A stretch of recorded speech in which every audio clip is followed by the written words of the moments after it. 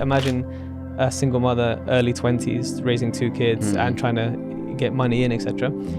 Like, it becomes very hard to balance a lot of things. You know, both of us, my brother and I, were obese as kids. And that was quite tough. You're not just like this, you know, brown kid with a unibrow, you're also really, really large. Right. So it's another point of differentiation or something to help you stick out.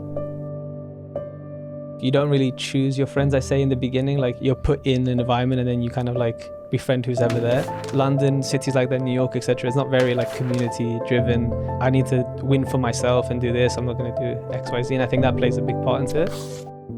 So I was kind of by myself for a year, and that was very tough and difficult. But I think it comes back to the mindset of like, why didn't I just drop it and just chill in the pandemic and just start my cushy job at Accenture or Deloitte, take that nice starter bonus. But something in me was like, nah, like I can't put this aside. I need to just do it. I need to find a different way. And you mentioned earlier that, you know, on this journey there were some dark moments. What did you mean by that? Yeah, like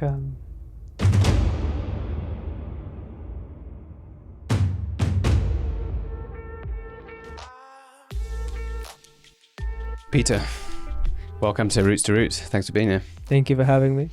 So we've only met once, but you know, it's become clear to me that as I've developed the show out and kind of niched down on exactly what I'm looking for, there's people that I know from first meeting them that there's something in them that makes me want to find out more. And I think it ties back into this idea that when people are doing things that are referred to, and many people refer to as change-making purpose, you know, change-making initiatives, ultimately anything that comes under the idea of you want to have an impact on as much of an influence either across the world or your immediate surroundings. And from the little you've told me about your background, you know, it fascinates me to know how those things are linked. So what is the story of Peter going back to the generations before, and what is that journey that got you to where you are today? That's a very deep, loaded question, but my family is from Peru, and they came to the UK in, I'd say, late 90s actually. My mother was a teenager when she came here and had my brother very, very young.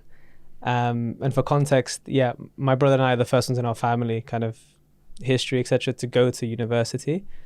And it's a very wild upbringing because, you know, I grew up with my mom, my auntie, and my grandma in a very like Peruvian first kind of household where you have like ceviche with every meal. And it's a very like, you don't sleep until very late, you have food late. It's a very different to what my kind of like British English friends, you know, would have supper 6 o'clock. My dinner would be like 9-10 o'clock. Very loud household as well, very energetic, beautiful heritage with like music and dancing, etc., which, you know, as a kid I was always kind of indoctrinated to that with Peruvian music, etc.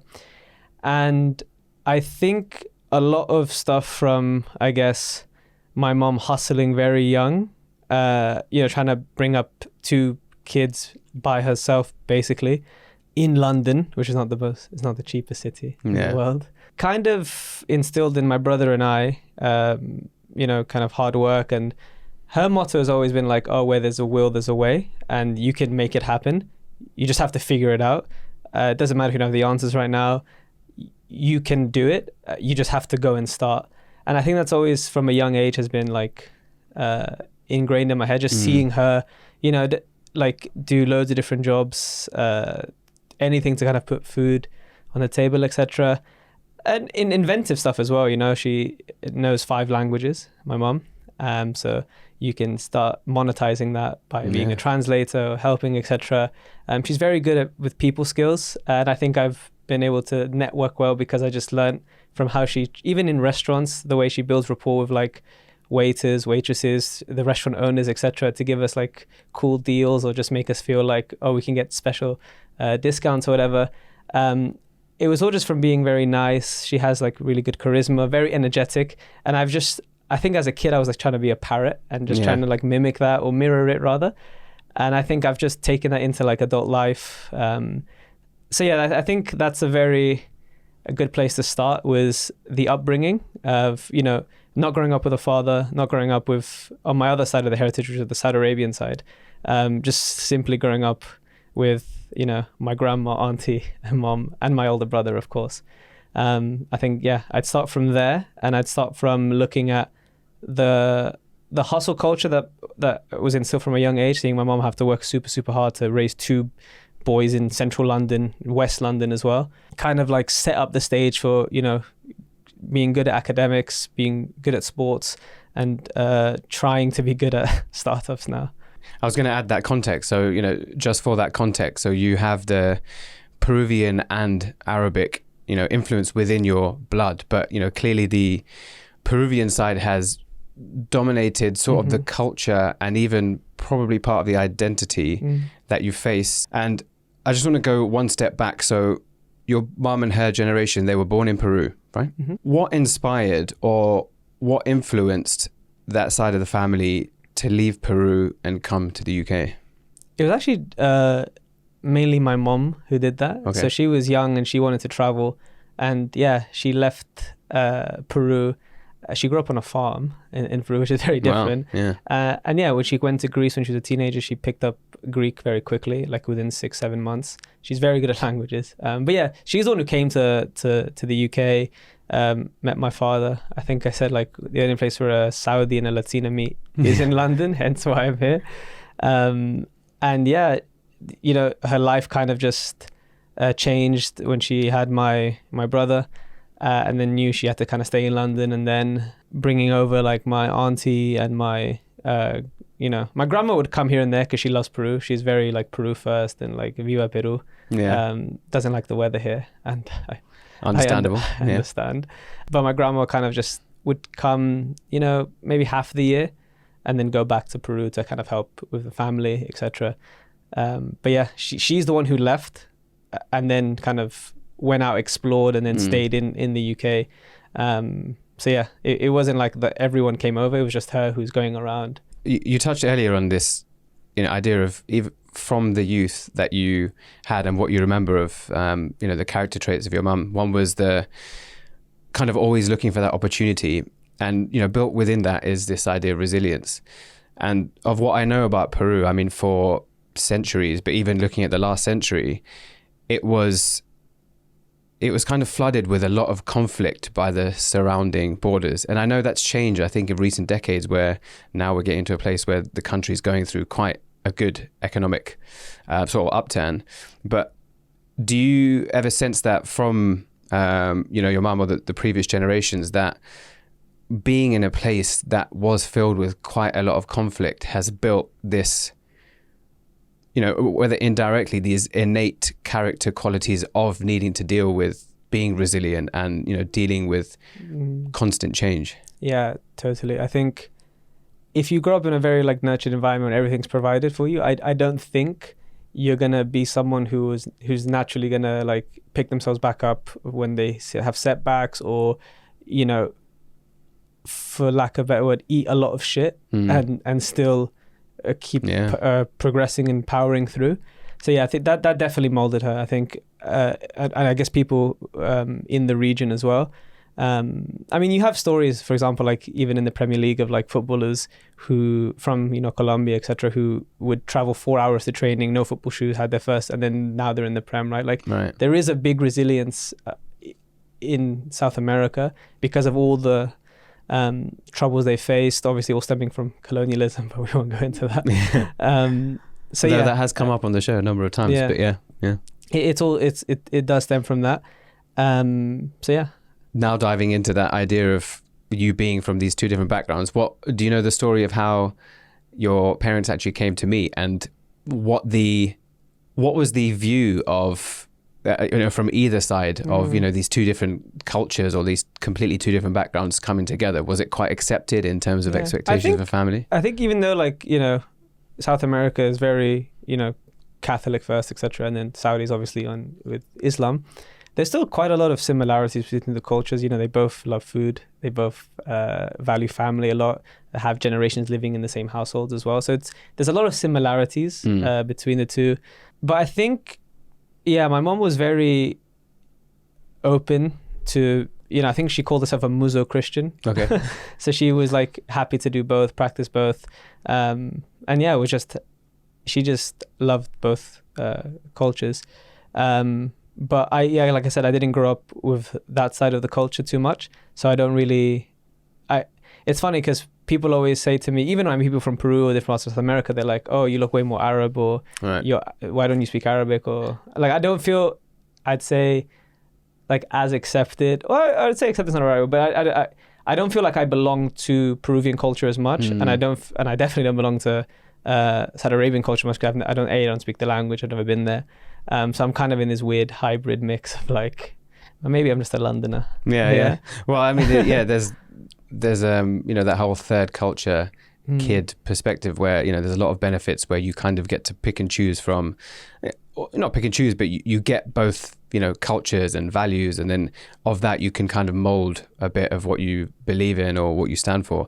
But then the other side of it is you're not really one or the other. And, did you ever feel in your upbringing, either through your school environment or even amongst family, that there was a bit of this separation or like identity clash, and how did that affect your childhood? I would say I didn't see other people like myself in schools, etc. And I could even tell that when I'd bring like pack lunch, and it wouldn't be like a ham and cheese sandwich. It would be like a thermostat full of like very seasoned chicken and rice and stuff like that. I mean, it was great. But that could get made fun of, etc. Until they tried it, and then they wanted to barter and trade their sandwiches or whatever they had. But there was always like, my household was very different. So when I'd visit like friends' house when I was younger, I would be very like confused as to like, oh, how come my house isn't like this? Or, it's very quiet here. It's very this and that. And then when you enter my house, it's like a different world. Like you've just been transported to another part of the world, right? So I would say it shaped it in that way, but I was just observant and would just see different people's cultures, backgrounds, etc., and just start to be like, all right, cool, I'm different, it's fine. They're different to me. It doesn't matter as much. Obviously, growing up and doing sports, I had like a lot of, because it was competitive, etc.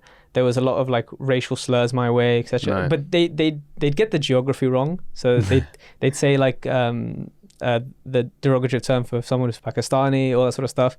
And it's like, I'm not from there, but you're still trying to hurt me because I'm different, or I look different, or the color of my skin's different, or I have thicker eyebrows, or etc. Right? So. Yeah, I'll be interested to know how many people watching this then rewind and try and zoom into eyebrows and be like, they're not even that thick. But do you think that a lot of this, like you said, these slurs, do you think it came from a place of malice or ignorance? Ignorance. Yeah. I strongly believe that if people were better educated and traveled and experienced other cultures, they would see a lot of similarities with theirs, and also just see people. They wouldn't see whatever they've kind of been indoctrinated with or brainwashed with. I don't think people truly hate. I think they're taught to hate. And I feel like if people just traveled more or got to experience a lot more culture, which is why I think London isn't as bad for like, there is definitely bad racism in London, but it's not as bad as other places I visited. Because a lot of like the schools that you go to, etc., you have a lot of different like diversity amongst students. And that's a great thing, because then you get to learn from a young age, oh, he's just like me, she's just like me, even though the color of the skin is different, they eat different foods, and so forth. So I think being able to just experience lots of different types of people and not have like a homogenous, like all your friends are like a specific ethnicity or background. Like if all your friends are from like Swindon and they're all born and raised in Swindon, and you've never met someone from Bangladesh, then you're going to have views about them, but it's completely false. Yeah. What were your friendship groups like? Were there any similarity? Like, were they from certain backgrounds or certain mindsets that you notice? So I guess It just depends on your environment and the school. It's like you don't really choose your friends, I say in the beginning. Like you're kind of like Right. you're put in an environment and then you kind of like befriend who's ever there. Not to say I don't have any friends. But I'd say a lot of them were from different backgrounds, like Greek, Russian, Turkish, Indian, like, and then and English and British. So like I was happy with that because I got to always like try nice different foods. Right. And I was a big foodie, so I still am. So for me, it was really nice to be able to experience all of that. So I never kind of, anytime I'd hear these stereotypes about people or see like propaganda or right-wing media, even at a young age, or even on newspapers, etc., I would just be very confused. I said, that doesn't make sense to me, or like it's illogical. Like I don't know how they've come to that. Because I had like exposure to different cultures. Yeah. It was much harder for me to accept these wild views. Well, I would say these are wild views. Did you notice any differences in going to a household of someone who is typically British versus going to, say, the household of families from different backgrounds? I would feel more at home with the family from different backgrounds because it's very similar. Like it's loud. It's there's a lot more energy. There's always food cooking. You can smell the spices and the seasoning, etc. Where I've had like people who come to my house like who have like English British backgrounds, and they would be, why does it smell in here? I was like, oh, what do you mean? Why does it smell in here? It's just food. Yeah. Why is that a bad thing?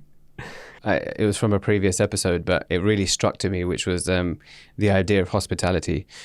Again, not to generalize too much, but this someone that I had on in season 2, he was saying that when he first went to his best friend's house, who was a British guy, they didn't even offer him like water, right? And it wasn't out of, again, insult. It was just, it wasn't even a thing. Whereas he's like, if someone comes to my house, my mum's like, get him this, get him that, make sure he's fed, like, has he eaten? And even if he's just eaten, I'll get him some more food. And then you realize like how many of these indirect influences around, in this case, hospitality of just people in general, right? Well, I guess from that region is much more like a sharing culture. And when I visit other countries that isn't particularly Western, etc., there's much more like community. I feel like London, cities like that, New York, etc., is not very like community driven or first, where like it's kind of like I need to win for myself and do this. I'm not going to do X, Y, Z. And I think that plays a big part into it. But yeah, I mean, even in my household, my family would get angry if my friend hasn't been fed. I'd be upset if they don't finish the food. I'd be like, no, you have to eat it. Okay, take it in a Tupperware, go. Which would never be the case if I was to visit. Right. I'd say more of like, the English friends. Yeah. And so you had a bit more of a linear route through school in terms of the setup that you had for going into school and university, right? It was just straight school, GCSEs, A-levels, university. I was struggling a lot with my, I'd say, physical health because I was obese growing up, actually. Childhood obesity is still rising in the UK. And I was eating, like, my mom would make very good food, like healthy food, etc. But I think it was just eating too much. Like, and also, like, if you're a single mother, it's hard to do a lot of things at once. So it's hard to get a lot of things right, especially if you're young, right? Imagine a single mother, early 20s, raising 2 kids and trying to get money in, etc. Like, it becomes very hard to balance a lot of things. So I think, and nutrition is a very difficult thing that people still struggle with like macronutrient, like understanding macronutrients, the breakdown, how that affects people, and also genetic differences as well, right? Like different genetic backgrounds, even because of ethnicities, will have different metabolic, different metabolisms. Yeah. So the way that they can metabolize carbs, fats, it changes. It's very personalized. And we kind of, unfortunately, both of us, my brother and I, were obese as kids. And that was quite tough, I think, from just like another thing of differentiating you. You're not just like this, brown kid with a unibrow. You're also really, really large. Right. So it's another point of differentiation or something to help you stick out. Which kind of makes you act out a bit in school, I think, as you're a kid growing up, because if you get insulted and stuff like that, like you feel like you have to say something or prove something. Yeah. And that was an unfortunate side effect of just being different. I think it's much more inclusive now, which is great, and there's a lot less bullying in schools. But yeah, it was another point of I think differentiation, but it also helped shape, I guess, what I even do now, which we can get into. Yeah, it's a really interesting point that you bring up, because I've talked about this in previous episodes, but there's a book called The Triple Package by Amy Chua, and what it does is it characterizes some of the disproportionate success that we see amongst certain groups of individuals from certain backgrounds. And it focuses on the situation in the US, but the three characteristics it covers is believing you have this superiority complex of the culture you come from, and impulse control. So being able to delay gratification, and that, you know, in certain cultures you see where so much effort is put into education. But the third one is inferiority complex, right? Where I think especially when you are a person from a background in a country that's not your own, and you are quote unquote a minority, you kind of all carry around this sense that you might be inferior to those around you, but also the sort of families that we're raised in. You know, it's always, why didn't you get 99% if you got 95? Or, you know, why didn't you get an A if you got a B? And so it's always kind of chasing to be better, where that inferiority can push you to do more. But I think the other point that you're adding there is even also having a weight issue and the bullying that you get as a result internally, you can internalize that inferiority even more. Did you find that helped drive you to want to prove people more, that you have more to offer? Yeah, totally. Like I would use it as even motivation to lose weight, which is quite not, I mean, I don't think it's the best mindset to have, but yeah, I'd get very focused on something, and I just have tunnel vision and just do whatever I can to achieve that. Especially with the weight loss, I remember going, like, researching as much as possible, even as like a 10, 11, 12-year-old, like trying to become an expert in that, and teaching myself a lot about it. And then also just training so much, like almost 3 times a day. I mean, it wasn't sustainable, obviously. But it was just to, you know, A, prove people wrong, and B, achieve something that I know I could achieve. And yeah, it became a bit of an obsession. And I think what you've raised a good point, that inferiority complex makes you feel like you have to prove it even more, and you work even harder to try and get there. I think, yeah, my brother's very similar as well. Like we both, we'd even compete with each other. Like he was a bit older, so physically he'd always be a bit stronger, of course. But I'd always try and like benchmark, okay, if he got this in A levels or GCSEs or whatever, I need to get this. Or it's healthy-ish comp there, but it just shows that, like, you know, we both want to be, like, you know, top of the top, or try our absolute best to, you know, achieve, you know, academically, sports-wise, physically, everything basically. And on that, you say that you went from obese to national level athlete in 2 years. Yeah, so I was running a lot. And I think that helped to lose weight, but also I was just running so much. And it was for like national youth level, so like doing nationals when you're aged, I think 15, etc. So competing against, because I started winning like the borough races in like Westminster Champion, etc. for athletics for country. Then it would be like more of like the London thing, and then qualifying for nationals to compete against other people with that. And yeah, that was bizarre, because 2 years prior to that, you know, I wasn't very good at even like doing like a 10-minute jog. So that was quite the journey. But I guess that's an extreme version of how I pushed myself to go from like, you know, a very low level to like competing with like, you know, kids who are probably now like, you know, running professionally, or athletes or Olympians maybe. Yeah, so to be even in like, you know, a bracket like that at a young age, was quite a roller coaster and quite crazy, but it's kind of, again, testament to the inferiority complex, that you have to push yourself. It wasn't just going to be, oh yeah, you can just normally lose weight and do it slowly. It was, no, like, this is all or nothing. Right. And that becomes toxic, I think, to an extent. It's a double-edged sword, I'd say. Did you see that influence come directly or indirectly through your family? Was that very much a mindset? I know you touched on your mother's sort of character traits, but this desire to push all out to the best that you can, is that something you see that was just instilled in you from an early age? Yeah, I remember even in like parents' meetings, if a teacher would say something bad, I think I would feel the pressure coming, right, of like, okay, I need to like do well.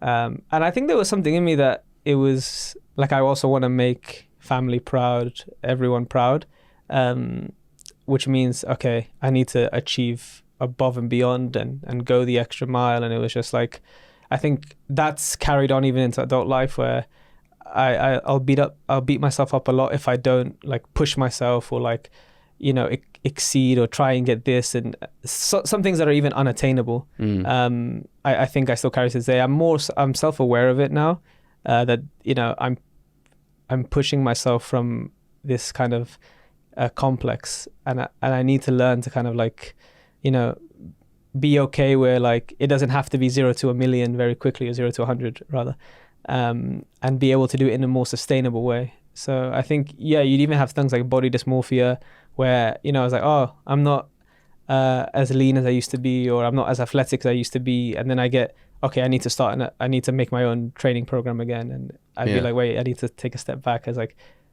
I'm not competing anymore. I'm not trying to do this anymore. I should do something that works for me and my lifestyle, where, you know, work takes up most of my day. So what can I do in that short time frame to still enjoy my fitness and not be like, I need to get a PB every time I run, or I need to do this and do that, etc. And so you obviously, you know, the big thing you're working on now is MyArc, and that is in the fitness space to influence others to go on a journey to improve their own, whether it's, you know, whatever target they've set themselves, physically and even mentally. Was that a natural progression that you made from your education years, or did something come before?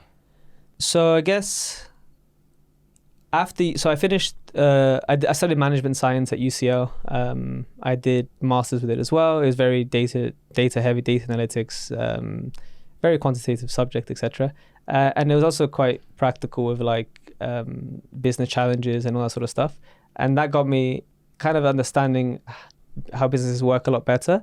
So when I always had a lot of ideas that I wanted to do in the fitness space, just things that would frustrate me. Like the first thing I started ages ago during uni was something called smart bells, where I would attach IoT type sensors onto like a dumbbell, have it magnetized so that I could just track my steps. I was taking like a piece of paper to write notes and that sort of stuff for my reps, and I wanted to see data and how I'm progressing.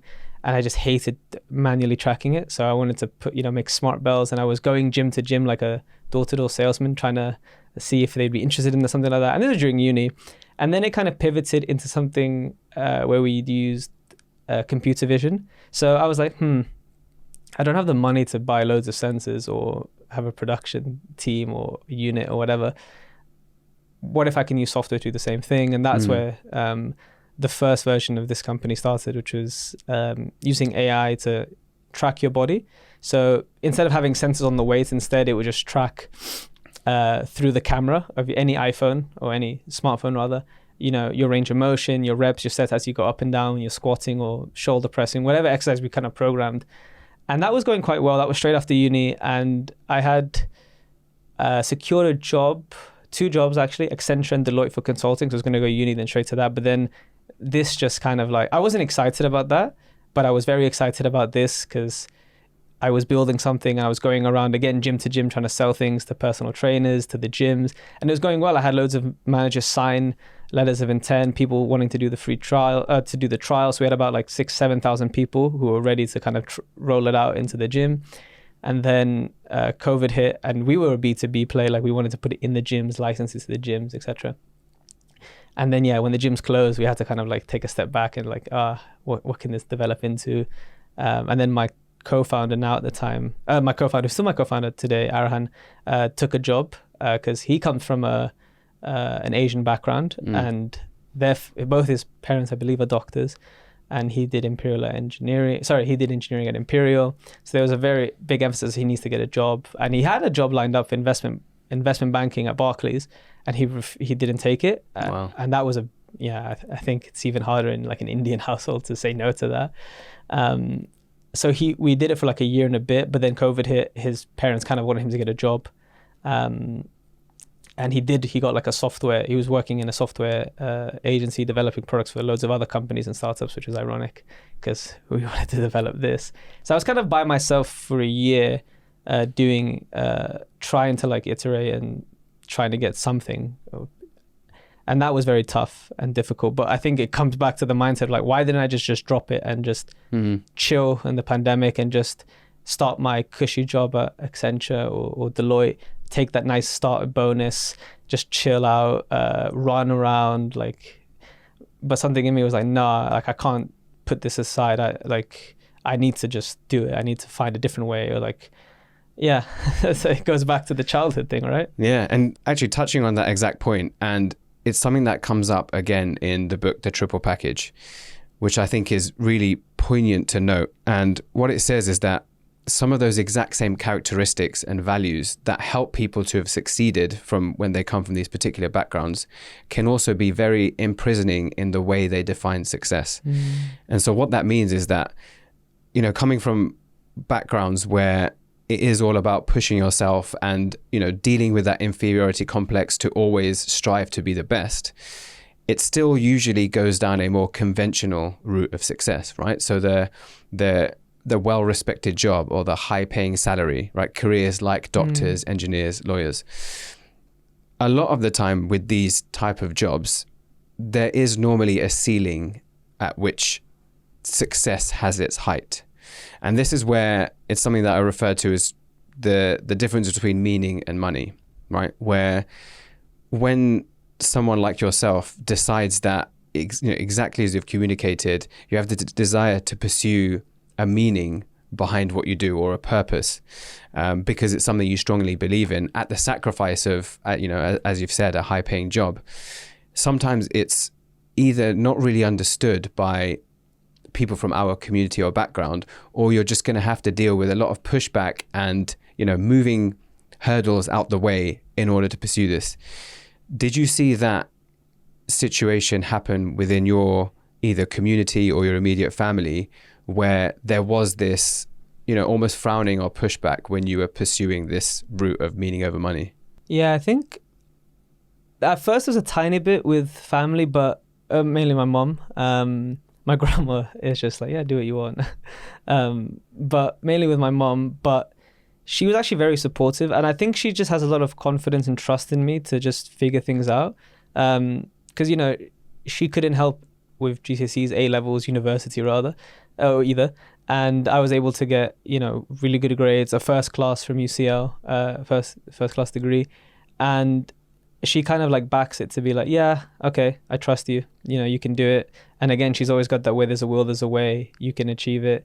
You can do it. So it's very supportive of that. And I think what was more difficult was, I guess, people around me. And it's like, oh, a lot of people that I've graduated with are going into these jobs, etc. Or they're asking, are you still working on a little project? It's like demeaning things like that. And to be like, oh, how's that little thingy going? Like, oh, are you looking for a job still? Are you going to apply for jobs? In my head, I'm like, this is my job. Like, this is what I do. And it used to irritate me, or it used to get under my skin, and sometimes question be like, why aren't I doing this? Like, shouldn't I just do this for 2-3 years, like get a job in the city, and then get the down payment on the house and do that? But I think I got to a point where I was like, you know what, it's fine. I enjoy what I'm doing. Like, I feel, even though in the beginning, not making any money from it, or not being able to pay myself a salary, any of that sort of stuff. It was very tough, but I felt happy doing it. There's obviously a lot of horrible dark moments within that, but I still felt happy doing it. And I felt like I could see the purpose behind it. I was working towards a vision. I still am working towards a vision, but I just felt like I was part of something bigger. Whereas when I had like these job offers, or even in university, I didn't feel like this was giving me anything or meaning, or like this. I don't feel happy doing it. But when so I started asking myself, okay, what do I actually feel happy doing? And it was this, and it wasn't that. So for me, it became then, oh yeah, I don't care what anyone says now. They can have their opinions, they can do that, but deep down, I know that I'm enjoying what I'm doing. And then enough time passes where they start asking you, oh, how did you do it? In terms of like, how do you start a company? How do you, bring a product to market? Or how do you do this? Oh, I don't really like my job at the moment. Are you hiring? And it's just like, well, not hiring at the moment. But it was the same people who would say, how's the little side project going? How's the little project? Demeaning it, etc. Who actually are not happy in their existing jobs. And fair enough, because like those jobs are tough, right? Like investment banking is tough, consulting is tough, being a lawyer is tough. And a lot of people don't get much meaning from it. It's more of like the status, which again comes down to what you were saying before about like family pushing you for that because you need to be respected. And also just amongst your university peers of like, this is what capitalism is, right? It's like, who's going to have the most money? Who's going to do this? Who's going to do that? And, in the city is a very good catalyst for that. So people just go into it. I had friends who studied like chemistry, biology, who are just in asset management and investment banking, which doesn't make sense to me. Why do you think your grandma was so accepting? I think because she's quite old. I think she's lived a long enough life to just know what really matters in life. And for her, I think like things like cars, money, like it doesn't really matter. What she just enjoys the most is being with family. I like that. And you mentioned earlier that, on this journey, there were some dark moments. What did you mean by that?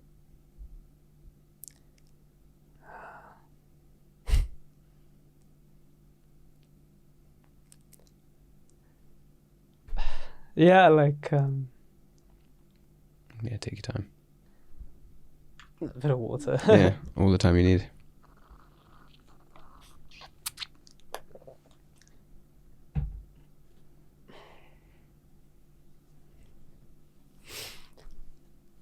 Yeah, I'd say,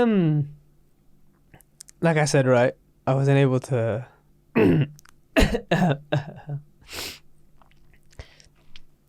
So like I wasn't able to pay myself, etc. And I remember we were getting to a point where like this no longer was sustainable. My co-founders were part-time. I was the only full-time person.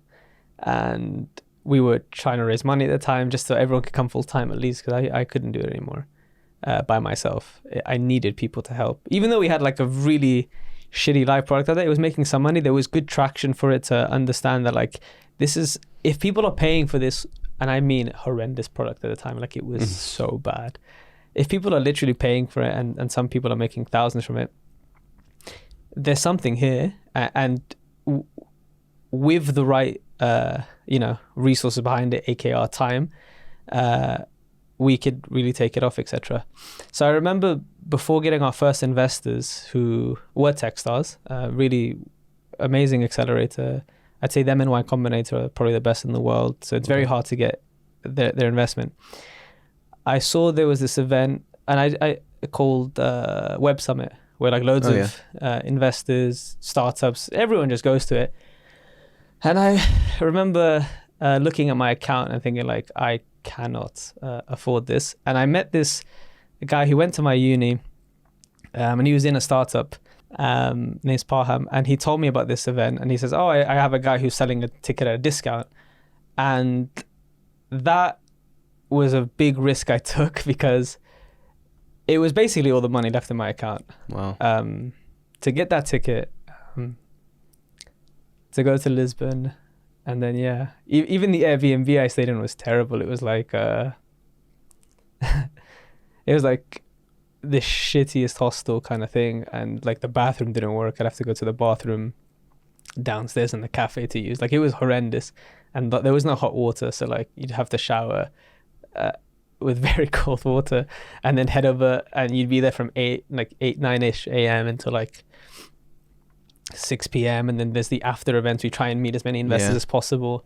So I was doing that non-stop, even trying to go to like the old networking events until like 2 a.m. and then back into this horrible hostel, shower, wake up for 7, 8, trying to go back in again. So it was like 5 days straight of that.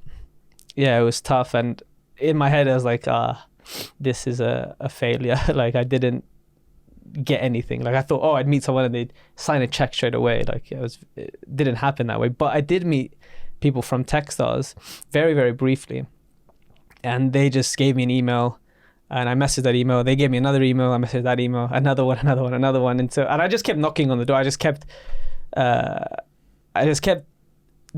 following up as much as possible. My mom had this saying, "Bebe que no llora no mama," which means like baby that doesn't cry doesn't get fed. So I was just like, I'm just gonna keep crying out here in these emails, etc. And eventually someone saw it and they're like, oh, send the deck. And then we had a call, and then we showed them the product demo again. Even though it was a very shit version of it, they still liked it a lot because they were just starting to get into fitness. And then they sent it over to our MD, or now MD from Techstars, and he liked the look of it. And the application was closed, and they were like, you know what? Even though it's closed, we'll just fill out the application anyways, and we'll put you into the next round, and then you go from there. And there was like a few more rounds, and then there was a pitch. I remember we got through all of them, and then the last 20, because they only take 10 companies for the year, and yeah, the last pitch was at like, because these guys are based in Melbourne, Australia. The last pitch was at our pitch was at 4 a.m. Wow. And I remember, like, I was like, all right, I'll sleep at midnight, wake up at like 3ish. And then, yeah, I just remember, like, it's kind of down to this, like, because I remember my co-founder would be starting a job. Because he's told his parents, okay, if we don't do it by, like, if we don't have something by, like, February investment, and this was happening in January 2022. So the pitch was the 14th of January 2022, I think. Okay. And or I think, yeah, maybe a bit before that, and we'd find out by the 28th of January. So he told his dad, oh, if we don't have investment, I'll get a job, etc. And then we found out, yeah, like the 28th of January that we got it, and I remember just breaking down. When you were going through those days in the Web Summit, and you know, it sounds like one hell of a graft, what stopped you from stopping? My belief in the vision of what we're trying to build, and the fact that if we had the correct resources, we could execute and do really well. And even to this day, we've done a lot with very, very little. Like a lot of companies, I think, to get to the stage we are now, have raised a lot of money and, you know, have had big, huge teams. To this day, like only 2 people are still coding, right? On the, like, my 2 technical co-founders, and we've hit certain metrics that you would expect other companies who have raised over, like, you know, a few million to hit that. And maybe us, what's it called? You know, people from these backgrounds do a lot more with less, and maybe that's what we've been kind of again ingrained to do, like do as much as you can with as little as possible, which can be annoying because it sometimes makes you like more frugal, but maybe in startups you should be a tiny bit more frugal instead of trying to spend loads of, because we didn't have the luxury of being able to spend on ads and all that sort of stuff. So we've had to find inventive ways to just try and grow organically. We couldn't have like SEO specialist or like website optimization specialist to like improve. Like we had to figure everything out ourselves. And become very inventive and resourceful. I think resourceful is a key word here. Yeah. And I think throughout my childhood, I learned to be resourceful, and that has translated into this. It's just like, okay, we don't have like a team to manage like creators, etc. At the time or anything like that. How do we make this look like a much more professional thing? You know, what's our outbound system? It's almost like B2B sales. It's like kind of setting everything up and just learning on the go and then iterating on that and just putting it out there. I think being resourceful and forces you to be creative and inventive because you have no other choice. You either find a way to do it or you don't. No, I love that. And there's a book called Dare to Lead, and it talks about the idea of courage and vulnerability going hand in hand. Because to have the courage to do something, you have to put yourself in a position where you feel vulnerable, because that's what courage is born out of. And, you know, just to define vulnerability, it's, you know, when you're in this feeling that you're in the line of fire, or you're in the line of risk because of actions or outcomes that you can't control. And I think this is the epitome of showing that courage. And it also talks about normally there's one or two values that people really stand by that helps them maintain that courage. So you mentioned resourcefulness. Is there another value that you see as really striking that you've noticed, again, in yourself or through the upbringing that you've had, that's really helped you carry through to this, now success that you're seeing? Yeah.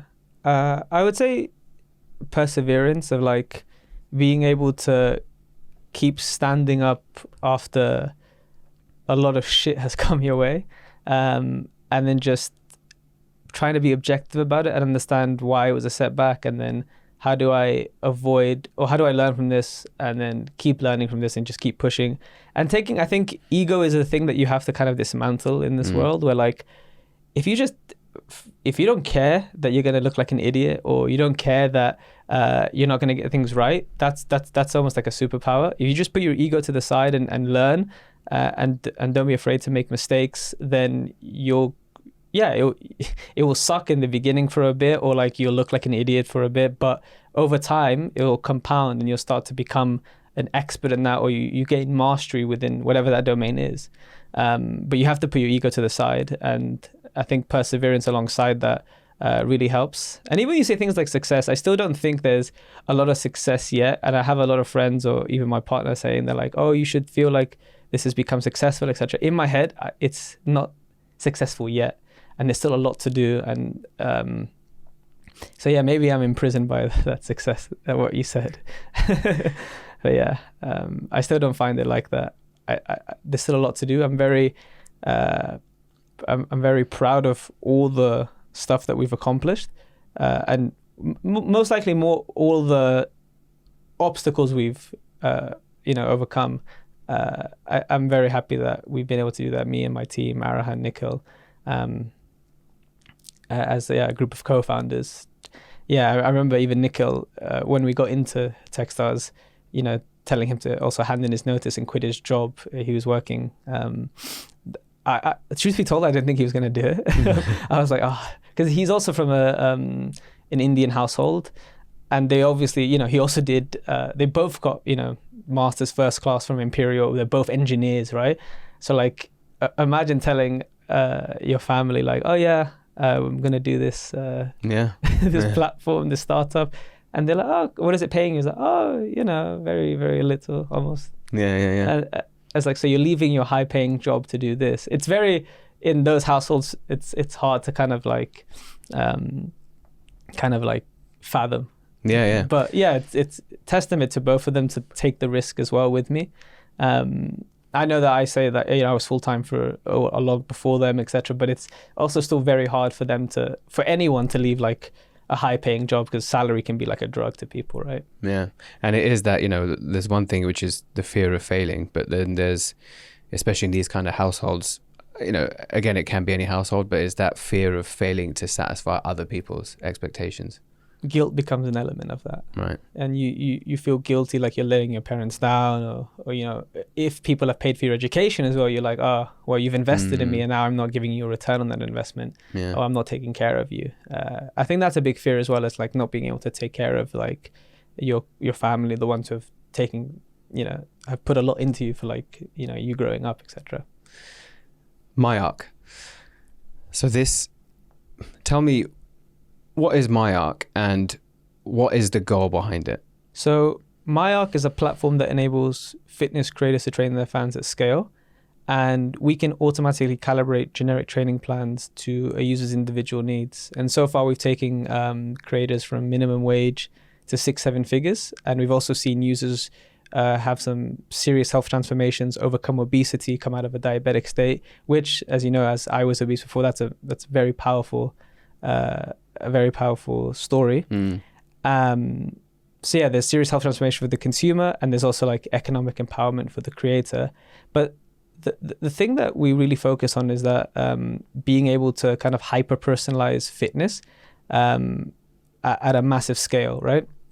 And there isn't really an infrastructure that does that. There doesn't exist today, like an online infrastructure. Because right now, traditionally, to give you a very personalized fitness plan, you have to go to someone, a trainer, and they'll sit down and write a plan for you. And that makes it really expensive. And not everyone can afford a personal trainer. I know I couldn't. But what makes it expensive is someone sitting down and writing it manually, right? That isn't scalable, and people can't afford it. But what if you can automate certain parts of that and make a system that just adapts and customizes the training to you specifically? Because fitness is not a one-size-fits-all model. It has to be very personalized for the individual for it to work. And that's what we believe. We don't believe that, people fail fitness. We believe that fitness has failed people because it's very stuck in these archaic type ways. Creators to this day are still selling like PDFs and Excel sheets for their fitness plans, which is mind-boggling to me. It's crazy. Like I remember I bought a fitness PDF over a decade ago, and then I still see creators selling it now. So like, you're telling me that in over 10, 13 years, you'll have two creators, one from 2010, one in 2023, both still selling the same thing. But it's because this infrastructure doesn't exist, and the fitness industry is very messy. People haven't standardized the data that comes out of fitness, which is very ripe for algorithmic design. Like workouts produce, reps, sets, how you perform, all the sort of stuff that you can start to take and start to use these as inputs to kind of customize an output for the consumer. So that's what we're kind of really focused on, is personalizing it at scale to the consumer. So it makes online fitness scalable for a creator, and then it makes it accessible for a consumer and affordable, so they don't have to break the bank to get personalized insights and so forth. Yeah, it's amazing. And it's something that I haven't really mentioned but I was also very large as a kid.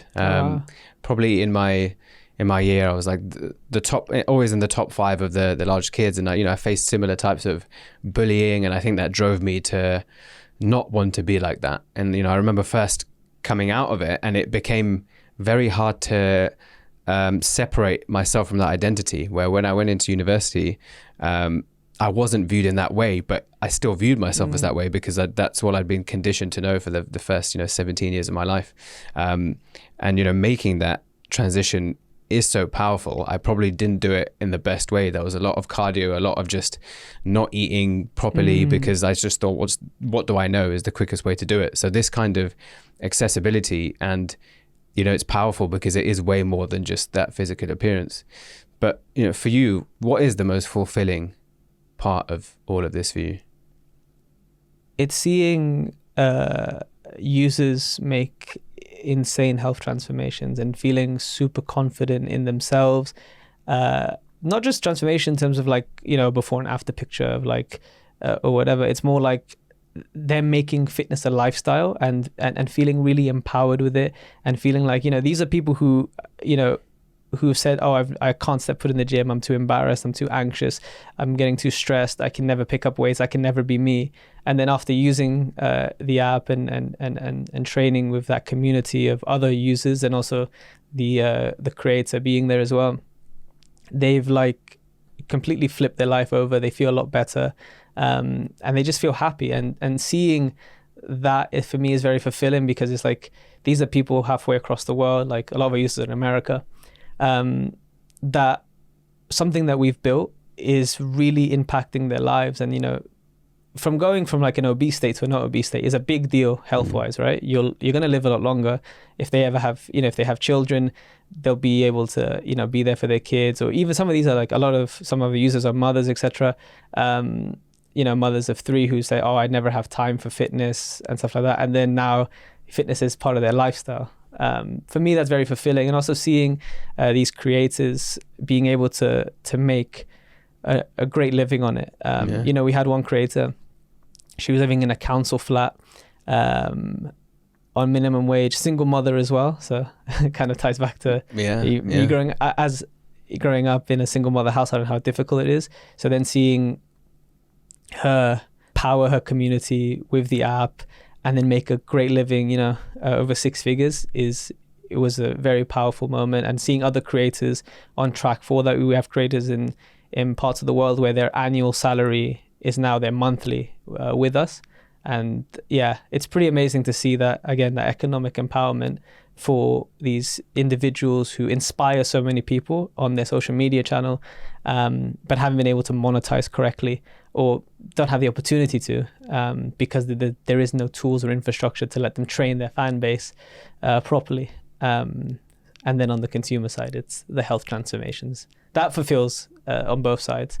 Creators making a living from doing what they love, and then the kind of users being able to make fitness a lifestyle and feel happy and transform their entire lives, basically. I think that really fulfills me. Yeah, it's amazing. And, you know, to be building a product and service that benefits both sides of the equation in ways that they could never even imagine. Do you think, the social and economical and physical, kind of at all spectrums of the experiences that you went through from, where it started to where you are now, do you think that journey has played, a substantial role on why you have this desire to help? Yeah, I've always, so my auntie is actually very, very large. She's obese and struggles a lot with that. And I've always wanted to, like, from a young age, help her. When I lost the weight, I was like, I want to help her lose the weight. Or when growing up as a kid, I was very excited. I always wanted to, like, help people with their fitness. I remember I would even in school sometimes make some pocket money by training people, because they saw how I transformed, and I was always happy to help. So for me, yeah, I think it became a thing of, like, I know anyone can succeed in fitness, and it just requires very specific a very specific environment and variables, etc. So then how can you make that equation for any person balance for them, and have the variables that work in their favor? So I think that, yeah, that's a big motivation, because I truly believe that anyone can succeed in fitness. They just need the right tools and the right infrastructure to do so, and the right support. And yeah, you could achieve anything, really. I've heard you touch on not just the physical struggles of the youth, but also what accompanies that in terms of the mental health side of things that you went through. What do you see the future like when it comes for the future of exercise and its contribution to, this growing topic of people's mental health? I think it's very hard to separate, like, inactivity and poor mental health. I think activity helps a lot. I'm not saying that's what will solve anyone's mental health. Is like, yeah, go to the gym and run, etc. But it's been very important for a lot of people, because it helps establish routine. It helps establish a sense of mastery and even a sense of purpose that can just help put them in the right direction or in the right trajectory to kind of take care with other things in their life that might not be working as well, and they start to make the right changes, etc. So you no longer become, your habits change, and you are kind of almost a reflection of your habits. So the better your habits get, the better, I guess, you are in terms of, like, how you operate through life and the decisions you make, and you're not kind of like a slave to impulses and things like that. And I think inactivity is probably going to cost, I think I saw this report, 300 billion to health services by 2030. And that includes, not just the physical side of it, but also the mental health side of things as well. Yeah. So if you just quantify it in that way, you can see that inactivity is a big problem. People being sedentary has a lot of different issues as well. So being able to kind of have a safe space to do fitness is very important. So the fitness industry needs to change a bit as well. Inclusivity is starting to go in a bit more. Everyone is different, and how they look, how they operate, and how they can look as well, right? Like, genetics play a big part in how you can look. Like, not everyone might look like that before and after picture for that person, but you have to kind of make it work for you. And that's why we're very passionate about personalizing and using data to help you to be the best version of yourself. And the best version of yourself isn't this esoteric, super athlete or model of yourself. It's more like being better than you were yesterday, and being happy and comfortable, and still kind of pushing yourself with things that you didn't think you could do.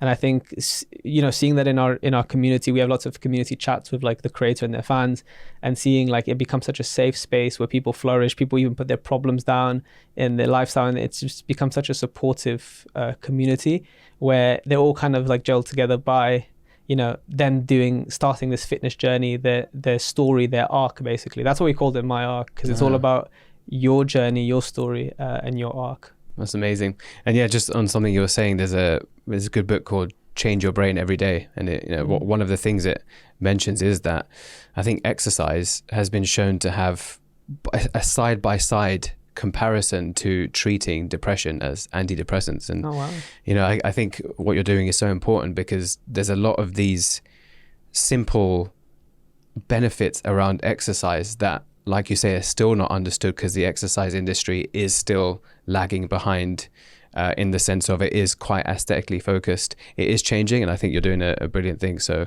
all I can say is, thank you so much for the work you're doing and everything that you shared, the really vulnerable side and your own story of why you are creating what you are. It's an amazing thing to hear.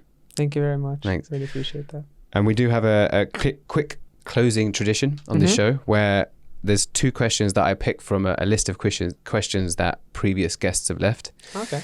And I choose 2 of them that I think will be really interesting to know about you. So question 1, what's the most bizarre or unexpected thing that you've learned about yourself on your journey to becoming a founder? That's a really good question, actually. I would say being able to take a lot of negativity and still keeping my head high. Yeah. I think that's been something that I've surprised myself with, the amount of setbacks and obstacles. I think it would have broken a lot of people, but being able to just kind of still keep going through, I think I shocked myself, because when I look back on paper of all the things that have happened, I was like, how the hell did I go through that? Jesus Christ. Yeah, it's inspiring. And as people grow, there's always more obstacles and hate that comes, and it's an amazing thing to be able to control. And question 2, if you could travel anywhere in the world for a adventure, and I'm going to say fitness adventure, where would you go and what activity would you do? I've always wanted to try and climb a mountain, so I think it'd be too basic to say Mount Everest. Let's pick another one. Actually, I don't know many mountains. I would try to climb a mountain somewhere. I'd love to. I've never visited Machu Picchu. So I'd love to go and see Machu Picchu. Me too, actually. It's always been on my list of things. So hey, maybe we'll sit down this time next year and we'll talk about how we did the Inca Trail. Yeah, that'd be awesome. Again, thanks so much, Peter. It's been amazing to have you on, and I'll put your contact details in the show notes, so anyone wants to find out more either about you or about MyArc, they can reach you on there. So thanks again. Awesome. Thank you very much.